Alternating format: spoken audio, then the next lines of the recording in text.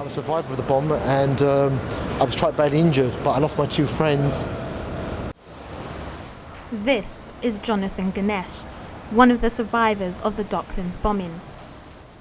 On February 9, 1996, at exactly 7:01 p.m, a 1,000-kilogram bomb made up of ammonium nitrate fertilizer and sugar exploded in a lorry parked a few meters from South Quay station, killing 2 and injuring 40. 20 years on, the effects of the bombing are still being felt. I remember waking up in the rubble. I dug my way out of the wreckage and rubble.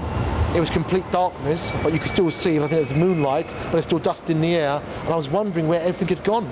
Because the shops had gone, there's people lying in the road, and my radio, I was a security guard at the time, and my radio, I couldn't hear what they were saying on the radio, and I thought my radio had been damaged. But actually it wasn't the radio that had been damaged, it was my ears that had been damaged. That's why I couldn't hear properly. Families and friends gathered to remember those killed and injured from the bombing, which itself marked the end of a nearly 2-year ceasefire by the Irish Republican Army. The multi-faith ceremony was also open to those affected by the 1983 Harrods bombing, the July 7 attacks, and the Mumbai and Paris attacks. Say prayers for our faiths, but to say prayers from our faiths, for people of all faiths and people of none. Today is more about the atrocities that go on in the world and how it doesn't matter where you come from, you're still a human being, and if you collectively join together, you can make difficult situations like what happened 20 years ago, and you can make that a lot easier for yourself and for the people around you. Inam Bashir and John Jeffries, who were 29 and 31 at the time of the explosion, were the only 2 killed while working at a shop directly opposite the station.